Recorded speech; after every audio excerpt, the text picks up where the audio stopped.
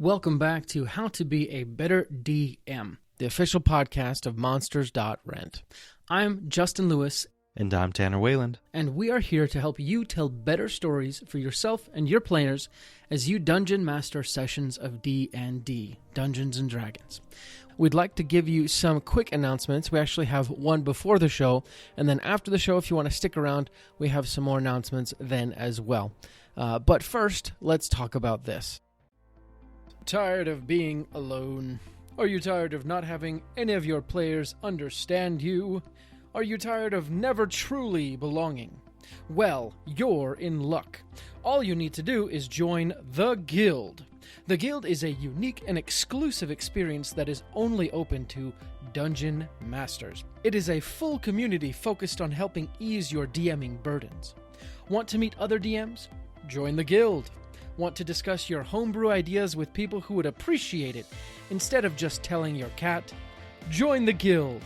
Want to find a place where all your wildest dreams will come true? Join the Guild. Go to monsters.rent/guild and sign up today for free. Wait, that can't be right. Chuck, can you check this again? Is this supposed to be... What? Oh, they're serious? It's free? Oh, okay. All right. Yes, go to monsters.rent/guild and sign up today for free, even though they are crazy for giving this away for free. Common side effects may include burping, sneezing, laughing, breathing, hearing, listening, tasting, farting, critting, sarcasm, and in extreme cases, explosive diarrhea. Awesome. With that out of the way, we can get into today's show. The entire tribe sat around the feast.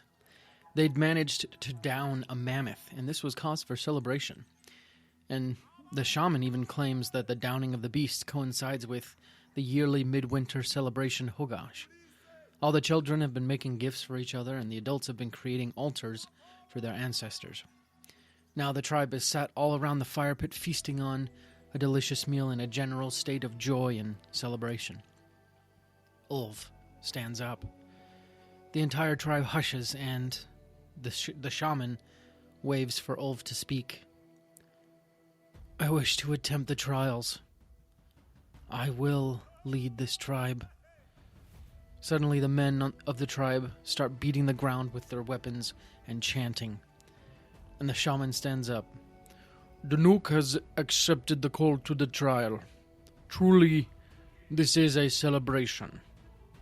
We begin the preparations at dawn. Welcome back to How to Be a Better DM. I'm your host today, Justin Lewis, and we are here to help you create better stories for yourself and your players as you DM sessions of Dungeons and Dragons. Today we are talking about making your game Christmas or holiday themed. And before we get into this, a quick shout out, as it were. So you all know we've been pushing for feedback, so you can go to betterdungeonmaster.com/feedback and give us information on how we're doing as a show and what problems you're facing. And someone put in a problem they're facing, and I feel like I just need to, reach out and talk about this, but I didn't ask for emails or anything, so the only way I know how to do this is over the podcast. So this goes out to Warrick. Thank you for filling out the feedback survey. And this is what he wrote, or she wrote. I don't actually know if they're male or female. I'm 17, and my friends and I decided to start playing D&D this summer, and I volunteered to be the DM. I started learning as much as I could. I was so glad to find this podcast, and what makes it better is that it's local to Utah County. I've created a world, got my players' adventure started, and I have an idea of where the adventure could go, but my players are not nearly high enough level for what I have in mind. I don't want to send my players on missions just to level them up if it doesn't progress the story.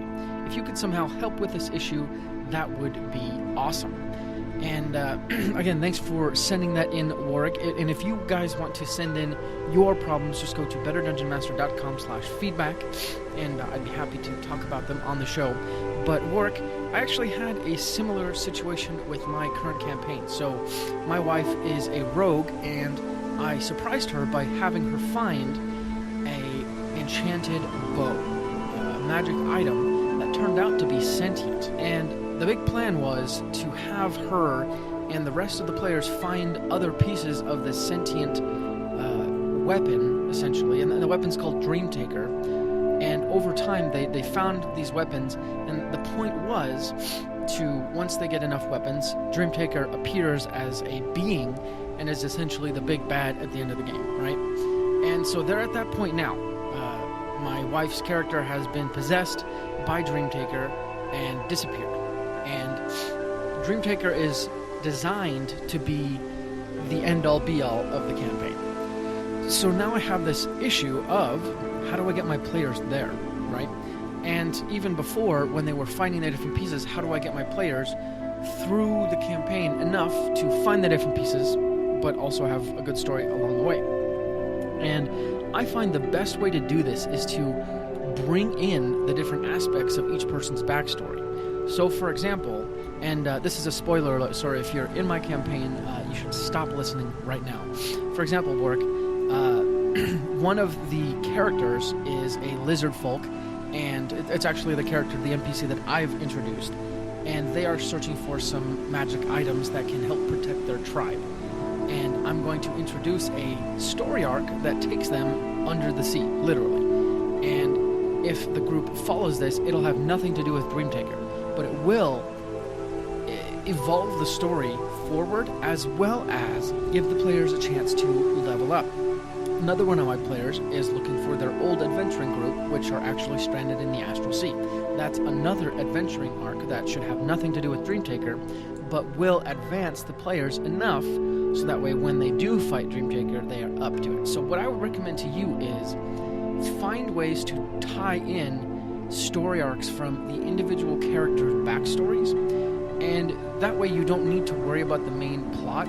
All you need to do is either hint that it is moving forward while they're doing other stuff, or they don't know what's going on while they are doing other stuff, and that way it kind of gives this sense of mystery, like, oh, what is Dream Taker up to? We haven't seen him in a while. Anyways, I hope this answers your question, Warrick.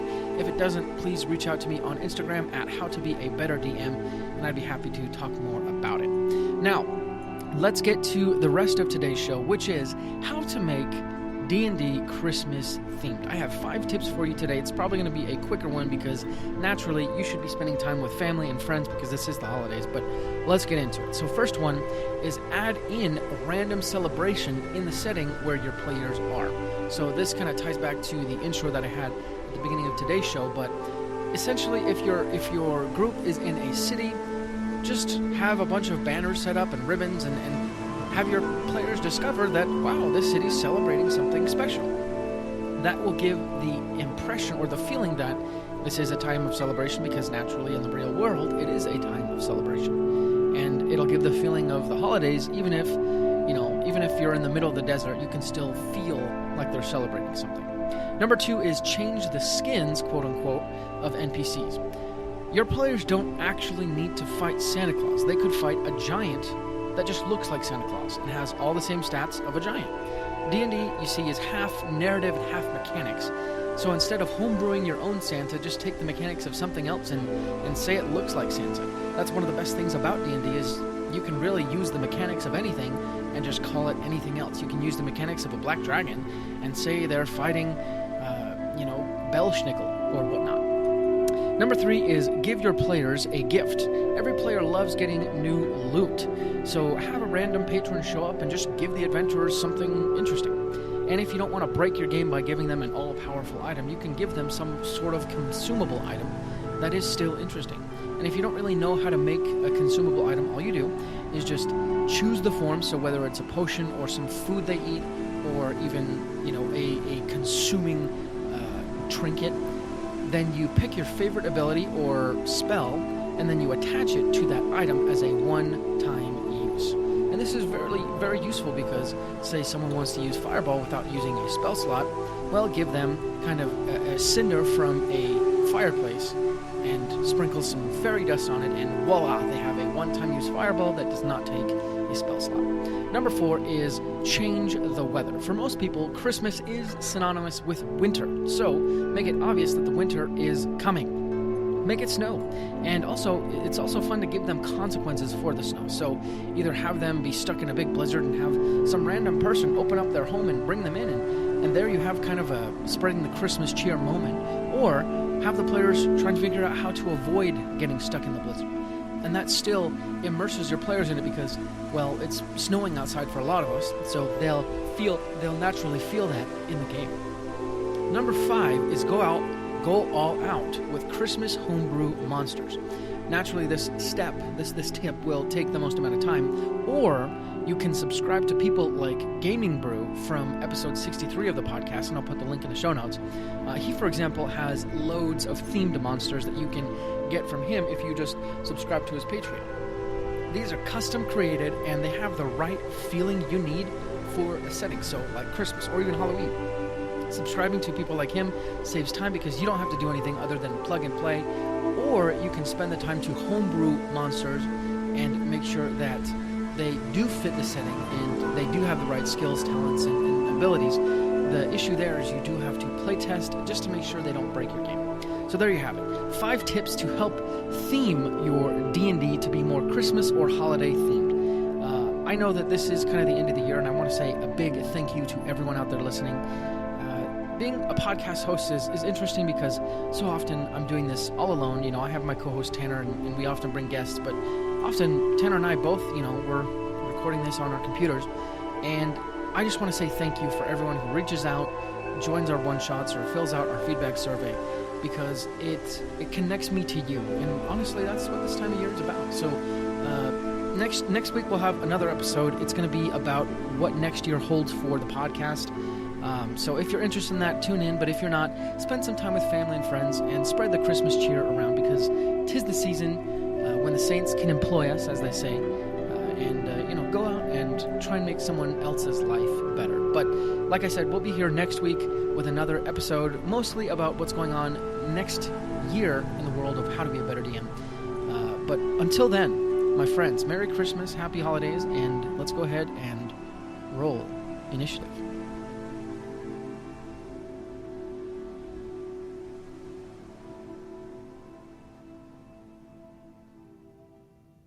Thank you for listening to today's show.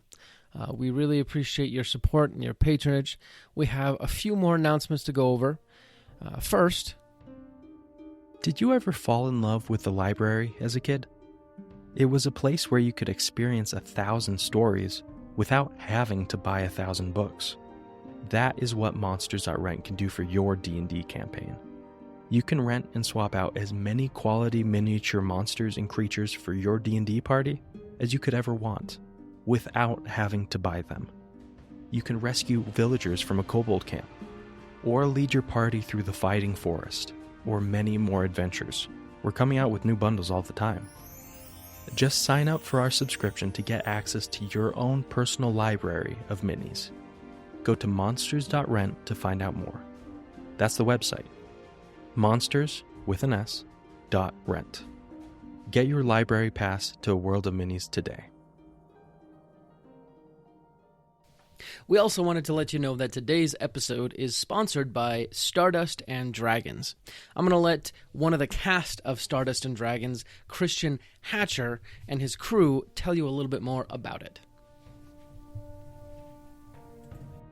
This August, a new adventure podcast is coming to a platform near you, filled with action, You one of the two of them. We can't keep taking hits like that. drama, Everything that she's been doing, everything she's going to do, finally sets in. and stardust. Help! Help! Someone, please! Find out more about this epic odyssey at stardustanddragons.com, where adventure awaits in the stars. That's all the announcements we have today. Again, thank you so much for everything you do for us. You make this show possible. Like we said before, we'll be back next week with another great episode, and until then, let's go ahead and roll initiative.